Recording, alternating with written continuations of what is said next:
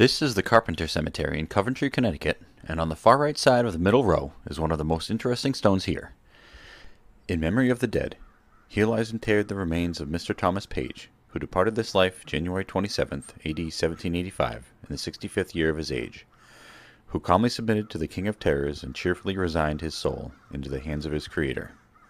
Let death alarm thee now, my friend. Left here thy joys should have an end.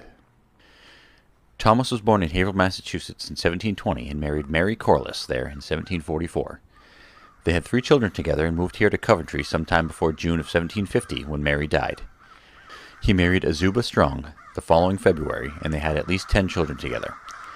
I found a few sources that said he fought in the Revolution, but there's no flag or marker at his grave, and I couldn't find any sources to verify that. Thomas was 55 years old when the war started, so I would not expect he would have fought in many battles at that age, but he could have contributed in other ways. Also, not surprisingly, Thomas Page was a relatively common name at the time, making it more difficult to research him. I did, however, find his last will and testament, which doesn't have anything particularly noteworthy, but it does name his wife and 10 of his 13 children, as 3 of them died in childhood. It also has an exhaustive 3.5-page inventory of Thomas's estate at the time of his death, including a gun and bayonet, adding more evidence that he may have fought in the war. The inventory list has items ranging from a beaver hat, to linens, to a small looking glass, to his livestock.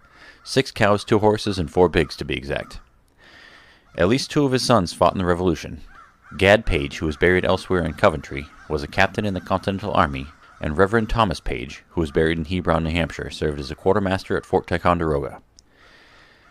Thomas died here in Coventry at the age of 65 and is buried here with his first wife Mary and a 6-year-old grandson, Daniel.